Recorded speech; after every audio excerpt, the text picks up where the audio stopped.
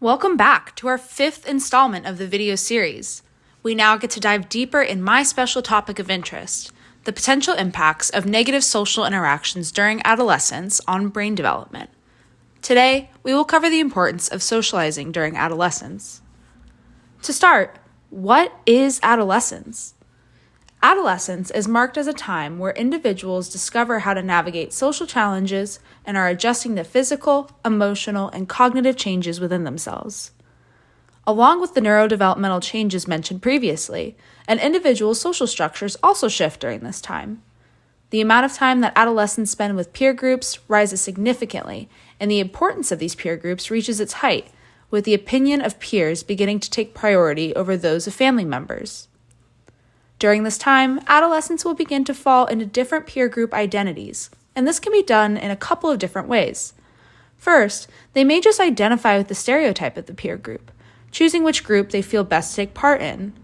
This process refers to selection, where the individual makes friends or joins specific social groups based on the individual's pre-existing similar characteristics. For example, athletes may find themselves socializing with other athletes, theater kids with other theater kids, and so on. In other circumstances, the individuals come together to form friend groups first, and then an identity later emerges based on the values of the members in the group. This refers to socialization, where peers grow similar to one another when in the same social group, influenced by both mimicking the actions of peers as well as modifying behavior based on pressure to conform to the group. For example, say friends from college go off and have children later down the road. If the parents of these children maintain their friendship throughout the years, their children are likely to form a friend group as well, given how often their parents interact.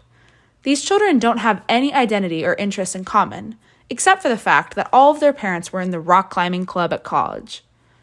Over time, an identity will emerge for the children's friend group.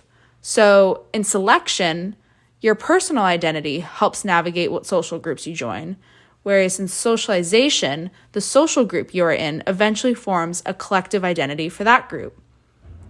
One risk of friends by socialization, rather than selection, lies in the risk of social exclusion within the peer group.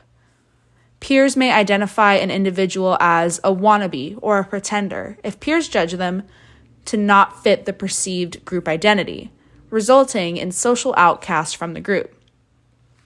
A clear example of this is seen in middle or high schools. Groups of adolescents all go to the same high school solely because they live near the school. No personal identity resulted in them choosing that school.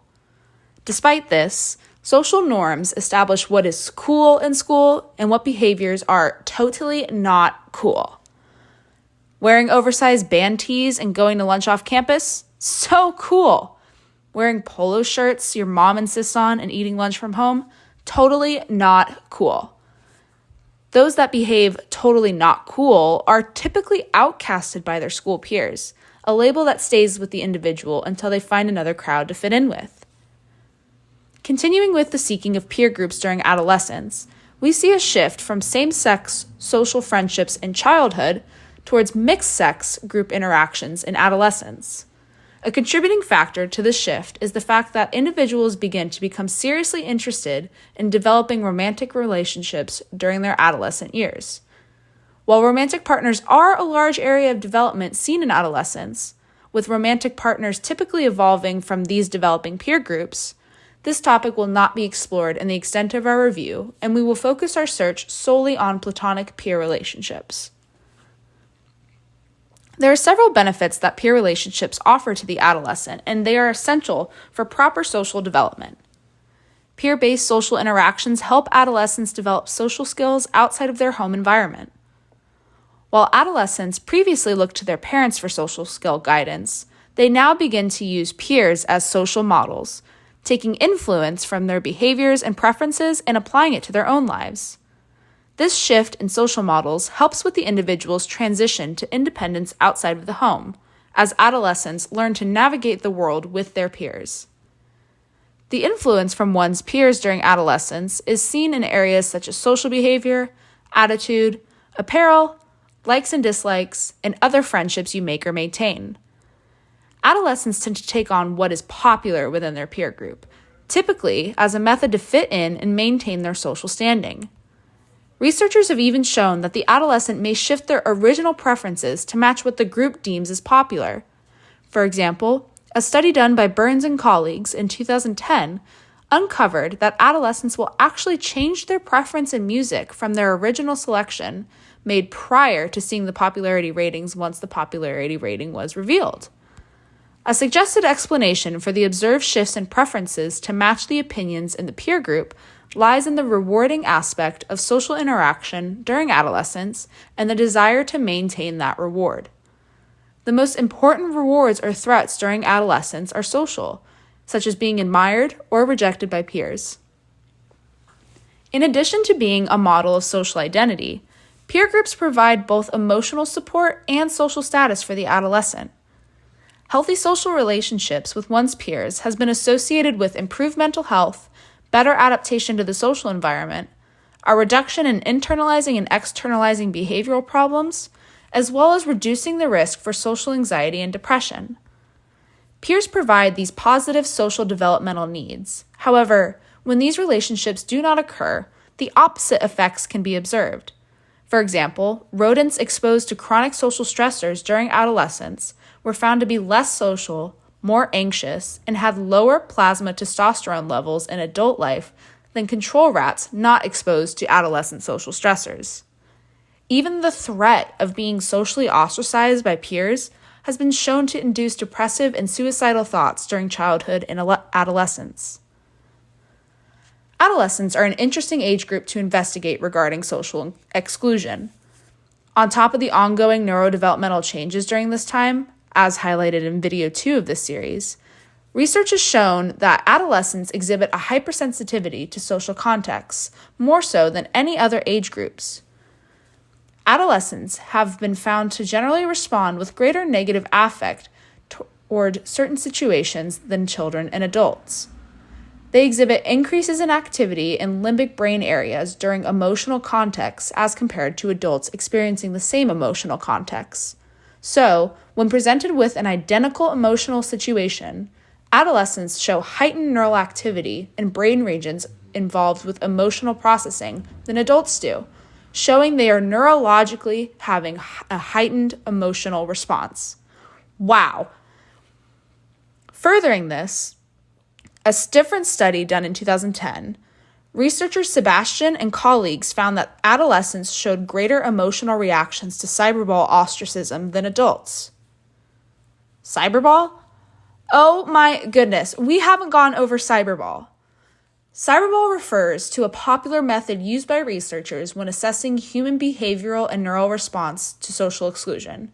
Here's how it works. The participant of the study is instructed that they're playing a virtual game with 2 other age-matched peers, playing with them via an internet connection. They're told that they're going to be passing the ball between these other participants. What they don't know is that this whole thing is rigged. Those other 2 participants, guess what? They don't exist. The single participant then takes place over inclusion and exclusion conditions, where they're set to receive the ball a predetermined amount of time. In the inclusion condition, they receive the ball 10 out of 30 passes, meaning that each participant touches the ball an equal amount of times. In the exclusion condition, the one used in this study, they received the ball 2 out of 30 times. Neural activity is monitored during the trials, and questionnaires are administered before and after the activity to assess the participants' mood, feelings, and behavior related to their cyberball experience. Keep cyberball on your mind. It's an incredibly common method used in social neuroscience. Okay, back to the adolescent's emotional response. To refresh, in a 2010 study, Sebastian and colleagues found that adolescents have greater emotional reactions to social exclusion during cyberball than adults undergoing the same virtual activity. While adolescents reported that they felt less good, happy, friendly, and relaxed after exclusionary cyberball conditions, adults only reported feeling less friendly and relaxed, showing no effect on the state of feeling good or happy. In addition to emotional hypersensitivity, adolescents are more disrupted by stressful social stimuli than adults, such as peer rejection. Social stressors during adolescence appear to be longer lasting than stress exposure during any other time period, potentially caused by the developing HPA axis as well as the increase in glucocorticoid regulation in the prefrontal cortex.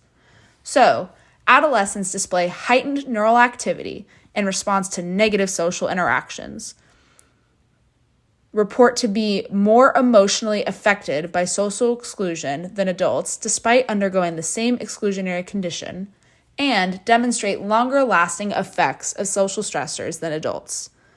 All of this goes to show that adolescents have a hypersensitivity to peer-based social rejection. Models have been proposed to offer reasoning behind the observed behavior of adolescents during social cognitive development.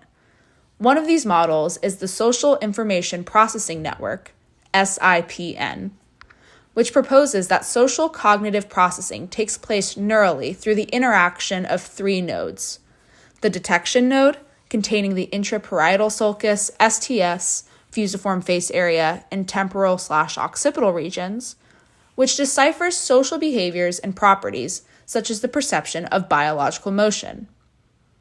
The affective node, containing the amygdala, ventral striatum, hypothalamus, and orbital frontal cortex, which is proposed to process the emotional significance of the social stimuli detected via detection node, and the cognitive regulatory node containing the PFC.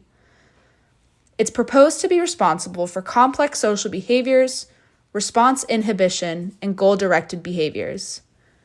The SIPN model suggests that the differences we see in adolescent social cognitive behaviors comes about through the remodeling of these three nodes during development, as well as the remodeling of the connectivity between these nodes. Another model suggests that this difference comes about due to the mismatched development of the limbic system and the prefrontal cortex, with the limbic system maturing earlier than the prefrontal cortex. The time of greatest mismatch occurs during adolescence, resulting in adolescents showing behavioral signs of being more affected by emotional context when making decisions than adults. The final model suggests that the behavioral differences are a result of the importance of social reward during adolescence. Which model is the most convincing to you? There are no wrong answers.